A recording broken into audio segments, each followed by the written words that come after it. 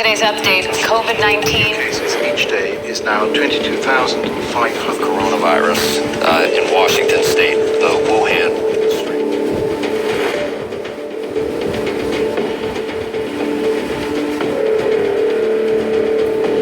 Four countries that stood out the most, like knights in shining armor: Taiwan, New Zealand, Japan, and South Korea.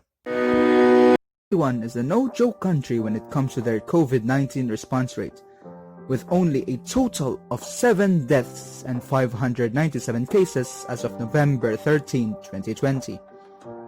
On January 20, they sent 2 experts into Wuhan to study the nature of the infection. A day later, they had the first case within their country, all before Wuhan went into lockdown. As a response, the Taiwanese government had been planning for a possible pandemic since the 2003 SARS coronavirus outbreak, nearly 17 years after. Those years are paying off. With the rapid contact tracing, stockpiles of protective gear, efficient data gathering with the help of high-tech equipment such as robotic testing, and a pandemic command center. Overall, the people of Taiwan are cooperative with the government. They are educated and well-informed, putting public health over politics. Taiwan's universal health care also keeps records on each citizen for easier contact tracing. Just as Professor Robert Brooks said, they were ready to rock and roll for a possible outbreak. New Zealand gained the media's attention when their early success in handling the pandemic was publicized. How they responded to COVID-19 has been described as crushing the curve. What did New Zealand do to be able to handle the virus spread in their country? New Zealand is a small country with fewer people. It being remote makes it easier for them to seal their borders as well. However, their success does not come from just that, but is mostly the result of the government's actions. On February 2, a Filipino citizen was the first individual outside of China to die due to the virus. By that time, there were no reports on cases in New Zealand. The country began banning entry to any foreigner coming from China. As of midnight on March 16, everybody, including New Zealanders, had to go into self-isolation on arrival in the country, unless they were coming from largely unaffected Pacific Island nations. A few days later, Ms. Ardern took the unprecedented step of closing the borders entirely to almost all non-citizens or residents. The time bought by the lockdown was used to finesse an extensive testing and contact tracing operation. New Zealand can now carry out 10,000 tests a day. New Zealand's government had placed trust in those who work in the field of science. They speedily responded, putting the country's health first before the economy. Not only that, Prime Minister Ms. Ardern emphasized empathy when the country went into lockdown. Ms. Ardern also ended nearly every public appearance of hers with the message, "Be strong, be kind."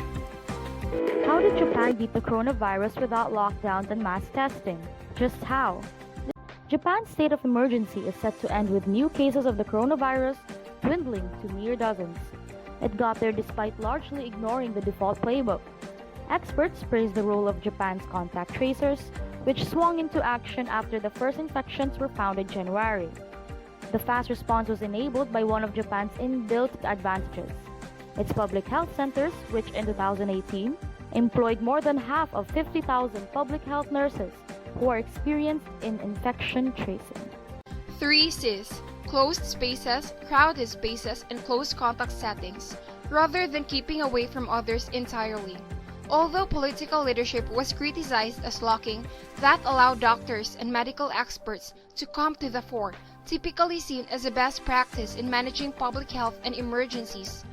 Japan is one of the leading countries to formulate the vaccine against COVID-19 and is one of the countries expected to succeed, including Russia and China. The final model country is South Korea. The government of South Korea was able to keep their COVID-19 cases under control through 3 effective methods: test, trace, and contain. South Korea's first method was to ensure safe testing and treatment facilities and started to test at a massive scale over 12,000 to 20,000 people per day. Those who tested positive were quarantined and treated in these special units. Patients with severe symptoms were highly attended to in order to have a less mortality rate in their country. The second method was their contact tracing. With the help of a technology named COVID-19 Smart Management System or SMS, South Korea Center for Disease Control and Prevention used data from 28 different organizations to inform citizens if they had been in contact with an infected person. The third method was to contain. The government convinced millions of citizens to alter their behavior and practice physical distancing and working from home. The citizens' cooperation was also a huge help in their fast rate of flattening the curve. Here are some tips to keep yourself and others safe from COVID-19. First is to practice physical distancing. Second is to regularly wear a mask around other people. Third is to avoid the 3 C's, which are spaces that are closed, crowded, or involves close contact. Fourth is to regularly and thoroughly clean your hands. Fifth is to avoid touching your eyes, nose, and mouth. And sixth is to clean and disinfect surfaces which are frequently touched.